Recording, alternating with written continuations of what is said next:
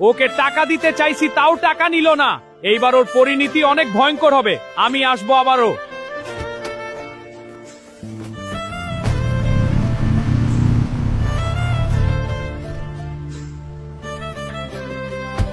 এই লাউ বউ, চল তুই আজকে আমার সাথে আমার বাড়িতে, তোকে নিয়ে যাব। তোকে আজকে কেউ বাঁচাতে পারবে না, ছাড়ো কান্না, ছাড়ো কেউ বাঁচাতে পারবে না। কান্না, ছাড়ো বাবা গো।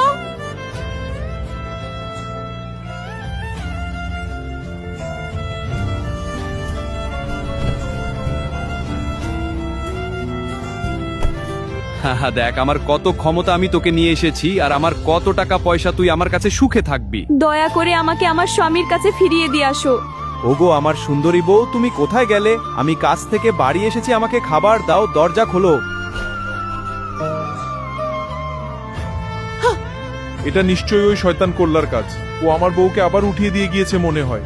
এখন আমি কি করব তাহলে? বউকে কোথায় পাবো? আজকে আমি ওই করলাকে ছাড়বো না।